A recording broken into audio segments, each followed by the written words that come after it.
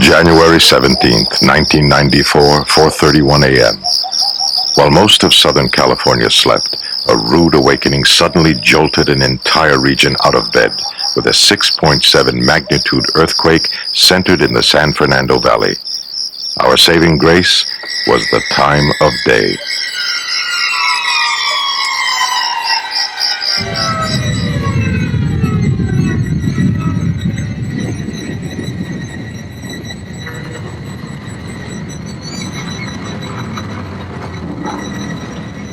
Within a mere 40 seconds, many buildings collapsed, the Northridge Meadows apartments among them.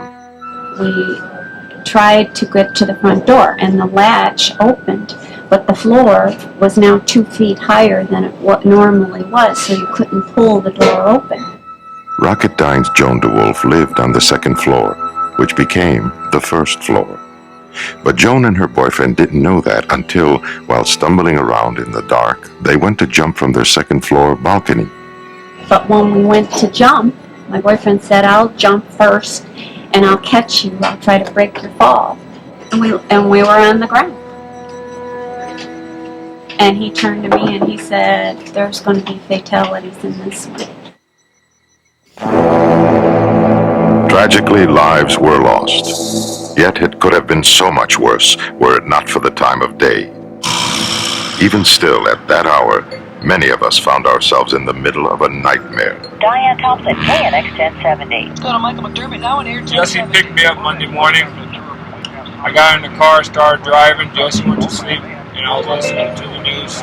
Lynn Larry and co-worker Jesse Carvello were on their way into Canoga from Palmdale when they suddenly found themselves in the wrong place at the wrong time, the 5 and 14 freeway interchange. And then I was getting ready to go on the 5 from the 14, and I felt my front tire dip real hard. And I thought I had a flat tire, and the other side dipped. I looked up and I seen the road moving in front of me, and I thought, I'm in an earthquake. I told Jesse, we're in an earthquake.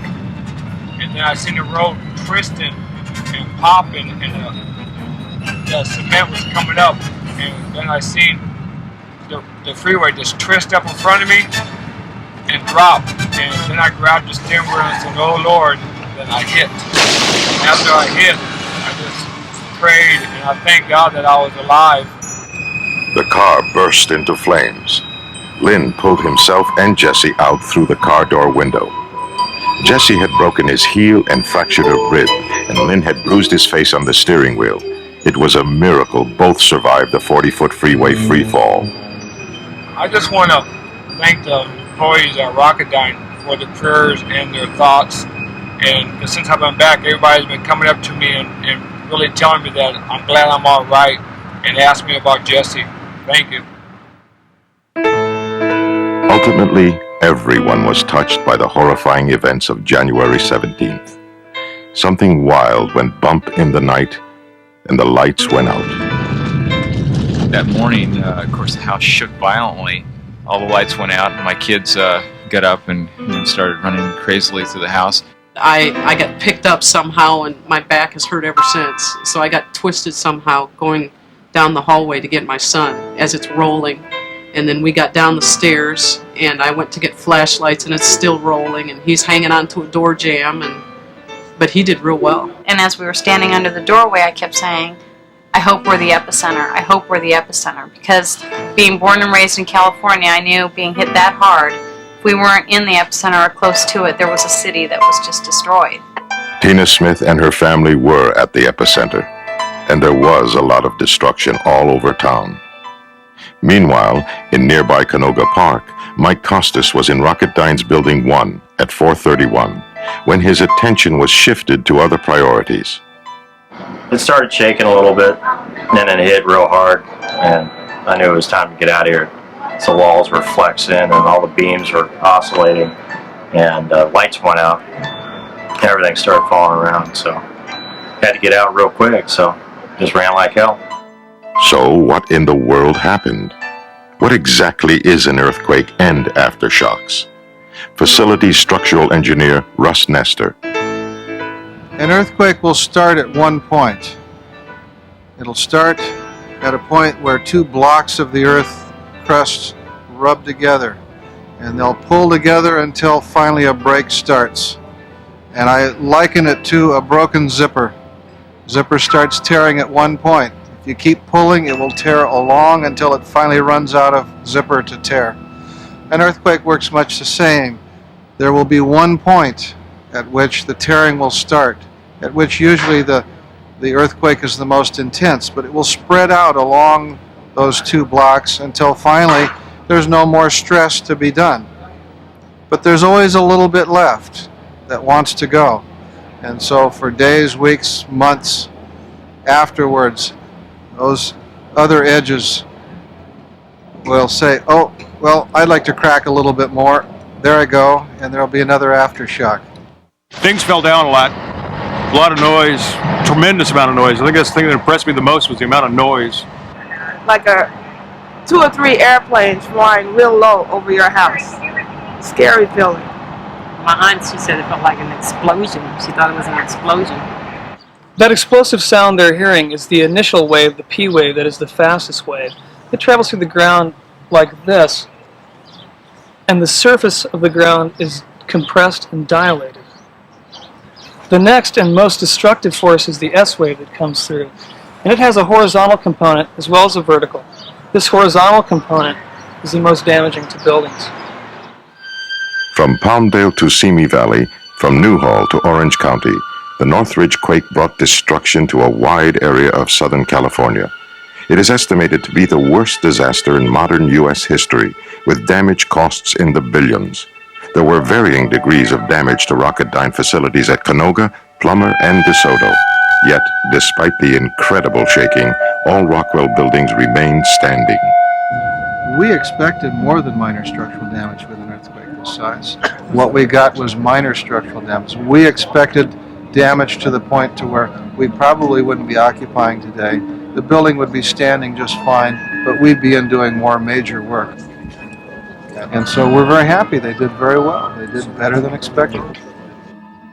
Immediately after the shaking stopped, Bob Pastor and his staff set up operations in the newly retrofitted Canoga Security Command Center.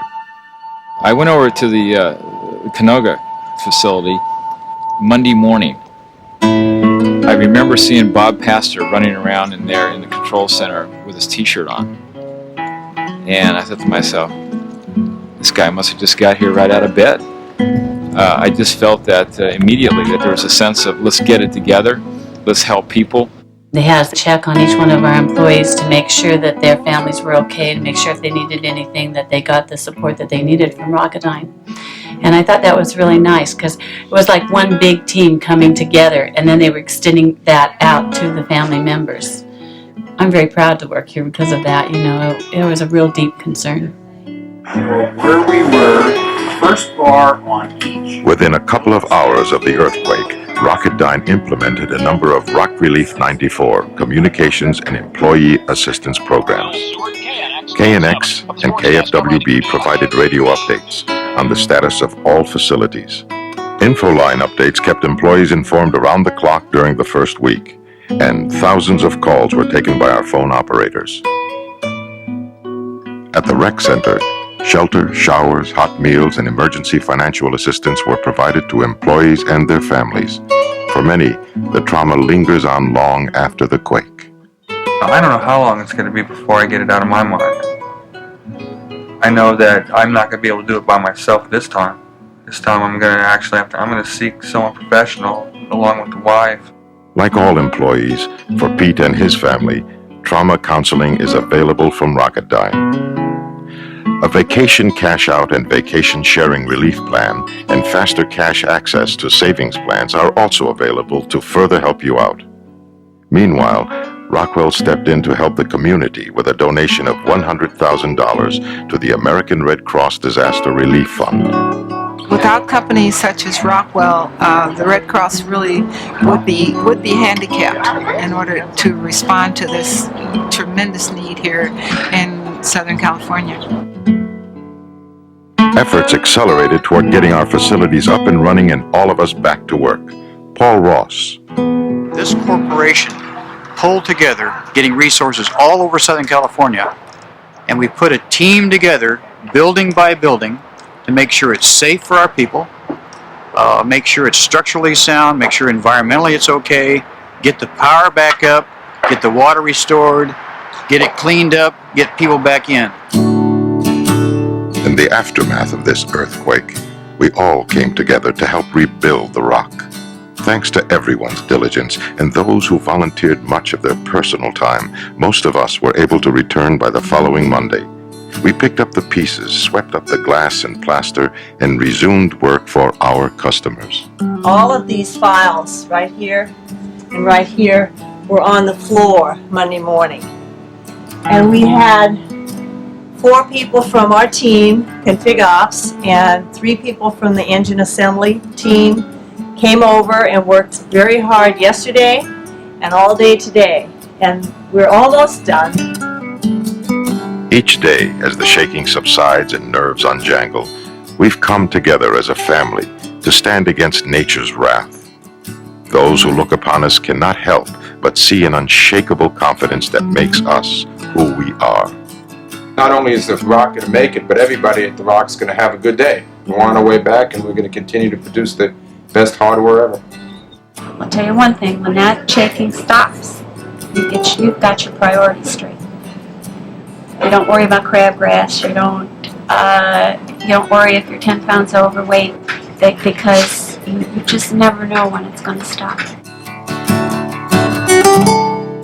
Along with perhaps getting our own personal priorities straight, maybe we'll also remember how, as a company, this experience brought us all a little closer together.